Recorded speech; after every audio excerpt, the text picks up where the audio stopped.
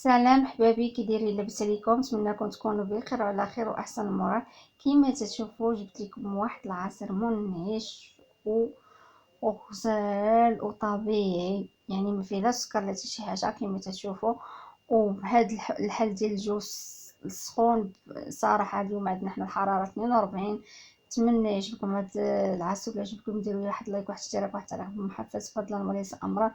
ونبقاو دابا مع تحضير ديال هذا العصير. كما تشوفوا شدينا واحد الآلة كهربائية، درنا فيها واحد إطرول لاروب ديال العصير الليمون، عصرته وعطاني العصير ودرتو وزدت عليه، ضفت عليه واحد 3 الجزرات بشرتهم وطحنتهم بهذا الخلاط الكهربائي. صراحة تيطحن غزال هاد الخلاط، عجبني صراحة حيت هاد العصير وداكشي عجبني. المهم كما تشوفوا فيه السرعه في الفيتيس وداكشي وشريته. المهم الانسان هذاك، ولكن ماشي الكاس ديالو ماشي ديال الدجاج، ديال البلاستيك. وهنا عندنا فاكهه الباباي، ضفت عليها، عندي جامده نقيتها ودايرها في كونجيلاتور وخلطتها معاه تخليط مدايزها الكلام.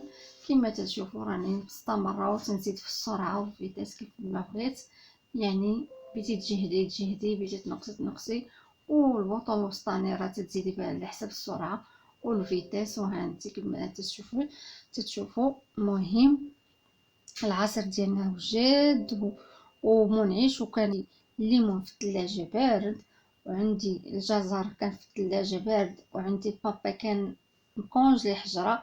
صراحه جا واعر وجا في وقتو، شوفوا ما تسنيتوش حتى برد بارد كما تشوفوا. خبيتو في القرعه، والله العظيم خوتي كنت نعصر فيه تدخلوا الضياف ونقدموا لهم دابا. والله العظيم الا فاش قدمتو لهم عجبهم، صراحه عجبهم وجا مع الوقيته جايبين الصاد، زعما عجبهم بزاف. المهم كما تشوفوا خوتي، ها هو العصير ديالنا قدمته بالصحه والسلامه. نتمنى يعجبكم. ما تبخلوش عليا بداكشي اللي في راسكم.